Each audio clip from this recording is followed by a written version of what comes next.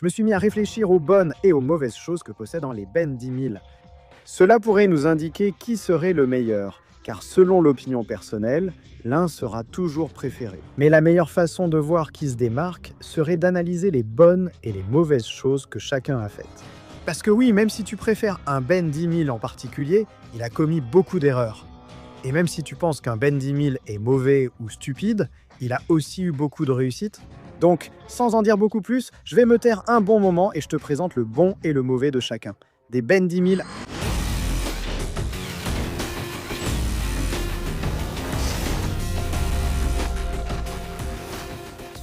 Nous allons débuter avec le premier Ben 10 000 aperçu dans Ben 10 que tout le monde retiendra comme un vrai culotté. Plus tard, il a adopté une attitude repoussante pour tous, causant des problèmes avec ses camarades car il n'avait aucun ami. Des problèmes familiaux, rappelons que le grand-père Max s'est éloigné de lui. Même Gwen, fatiguée de tout ce qui se passait, a décidé d'appeler sa version plus jeune pour lui rappeler comment un héros devait être. J'ai toujours voulu être une super-héroïne, mais en y réfléchissant, je me sens vraiment idiote. Avec une mauvaise attitude et tout, mais mon Dieu, il savait faire son travail. Sinon, regarde-le ici en train de vaincre un ennemi en moins de 5 secondes. Ben 10 000 avait de très bonnes caractéristiques lors des combats. Il allait droit au but. Lui, il n'avait pas le temps de jouer avec ses ennemis, ce que je trouve vraiment très bien. C'était grâce à sa grande connaissance de ces extraterrestres qu'il utilisait toujours les mêmes. De plus, ils étaient tous en excellente forme. Tout cela grâce à la bonne condition physique de son porteur. Si je dois mettre un bémol à ce Ben 10 000, c'est l'humilité, car il avait perdu son facteur de surprise au combat. En perfectionnant autant ses mouvements, cela le rendait prévisible.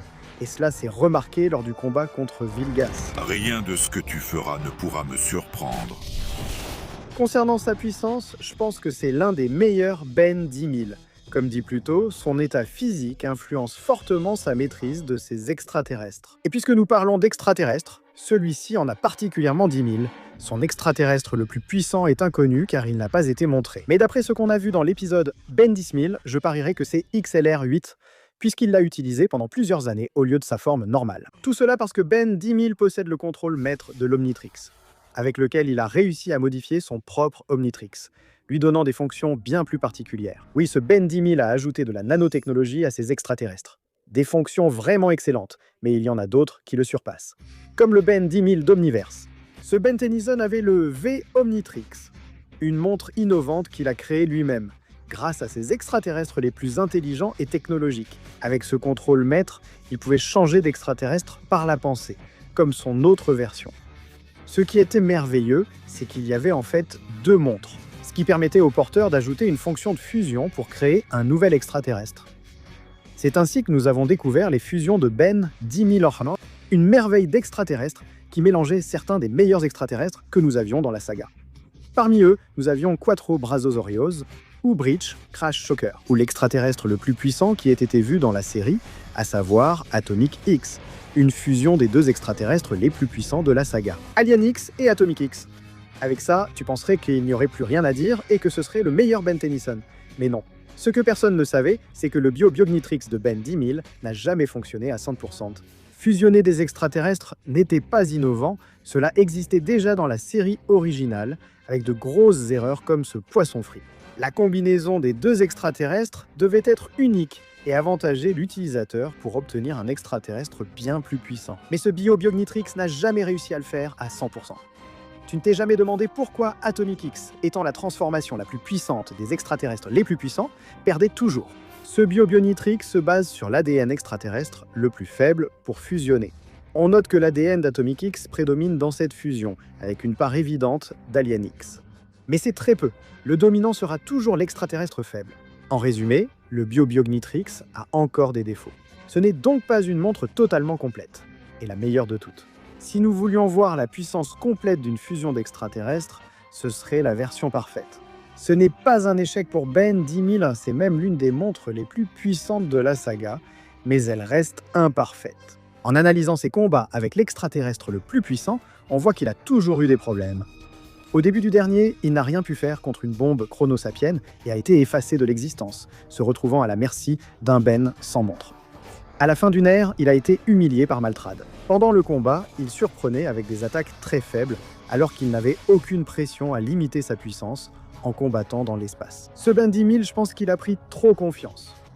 En connaissant les secrets de l'Omnitrix et en créant son propre Bionitrix. Cela l'a poussé à baisser sa garde sans imaginer des ennemis plus puissants. Son attitude reste discutable, même si sa volonté d'aider a toujours été là. Avec ses versions du multivers, il a toujours été présent.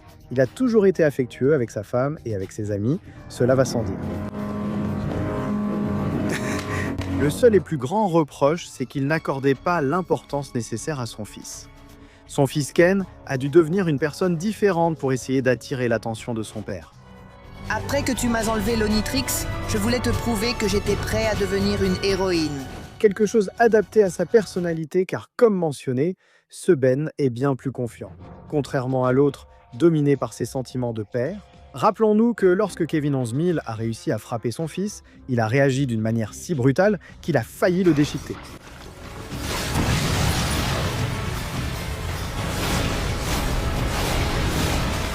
Le sentiment paternel que ressentait ce Ben 10 000 était très fort. Il a même attrapé le fils de son ennemi Kevin 11000.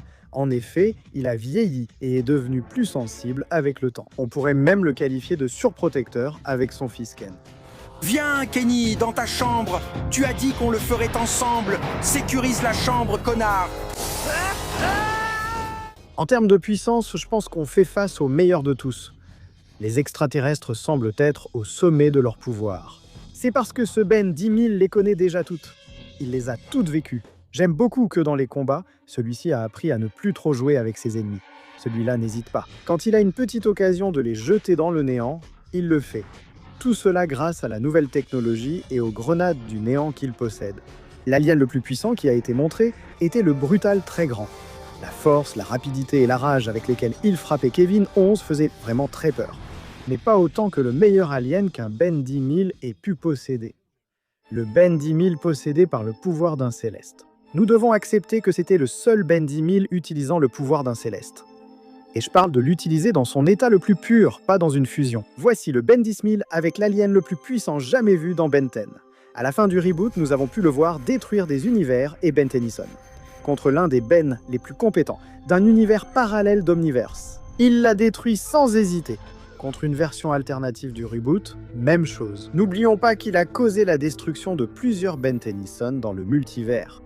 Un autre Ben dimensionnel a été attaqué aujourd'hui. Il a perdu un autre Omnitrix face à Alien X.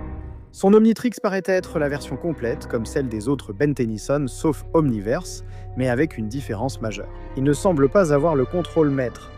Lors de sa capture, il ne s'est pas transformé pour s'échapper, ce qui paraît logique, puisqu'il a débloqué l'alien céleste à coups de poing en cassant presque l'Omnitrix. S'il est resté aussi longtemps dans cet état, c'est grâce à Veli, Bellicus et Serena.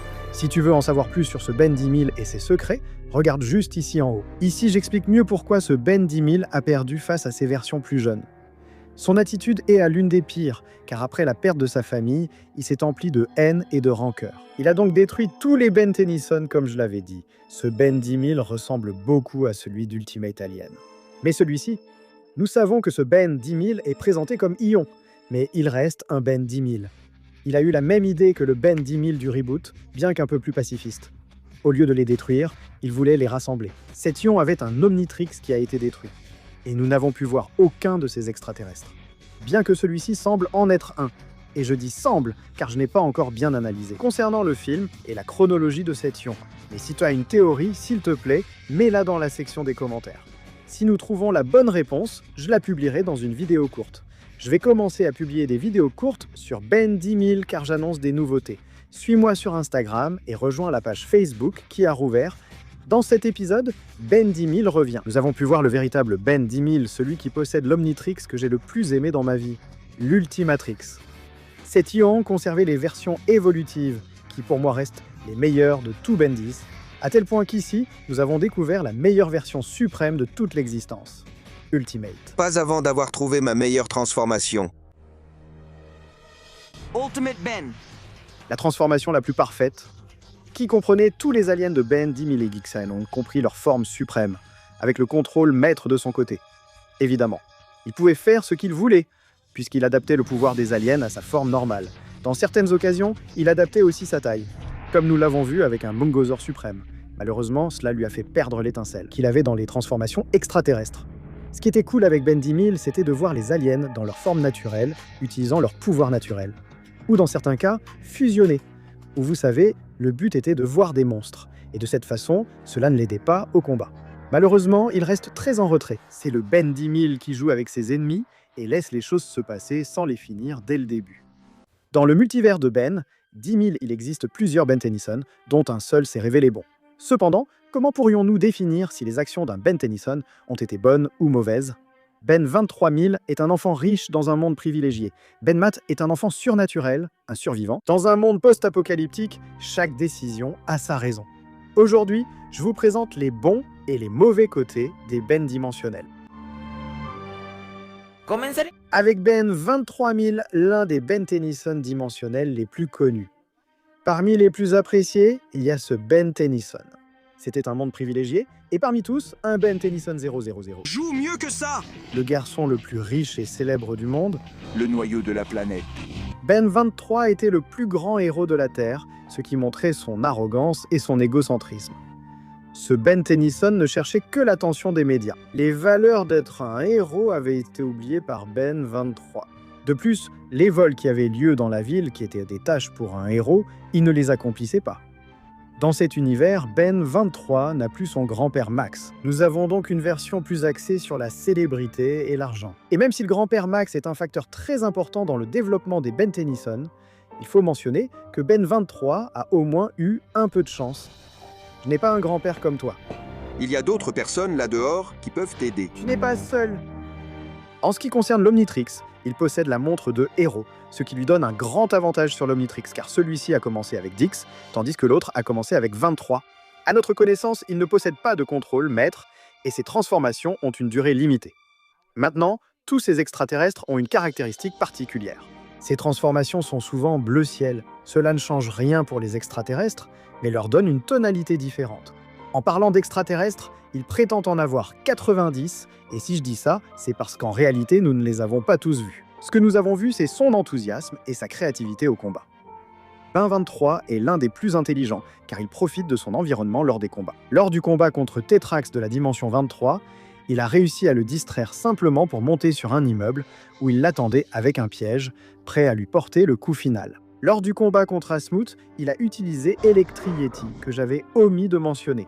Ce Ben Tennyson aborde ses extraterrestres différemment. Electri-Yeti maximise les capacités de l'extraterrestre en se fondant dans l'environnement. Cela le rend très agile et imprévisible. Au moment d'en finir avec ses ennemis, il n'hésite pas. De plus, il profite de chaque centimètre dont il dispose pour porter un coup efficace contre eux.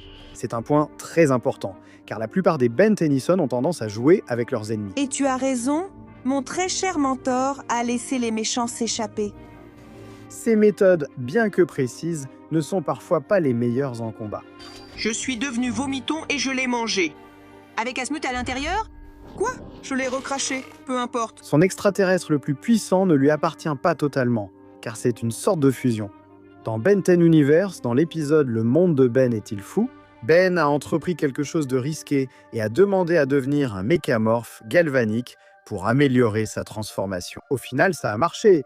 Il nous a offert cet extraterrestre vraiment puissant. Bien qu'il ait eu la capacité de vaincre facilement ses ennemis habituels, il ne possédait ni la capacité ni l'expérience pour affronter les plus grands. Merci. Celui qui avait un alien très grand, et je parle d'un vraiment très grand, c'était Mad Ben. Ce Ben Tennyson possédait l'un des aliens les plus puissants que nous ayons vus dans Ben 10.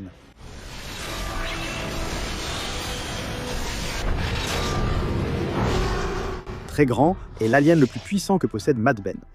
Dans cette dimension, sa puissance destructrice semble augmenter. L'envie de détruire, le fait de ne pas se retenir, le rend très dangereux comme alien. Le seul problème dans tout ça, c'est que sans intelligence ni raisonnement, ça ne sert pas à grand-chose d'être aussi fort. Dans l'épisode « Le monde de Ben est-il fou ?», Mad Ben avait la situation sous contrôle. Ni Rat, ni Frankenstrike de la dimension 23 ne pouvaient faire face à cet alien. Dans un combat en 1 contre 1, leur jour était compté.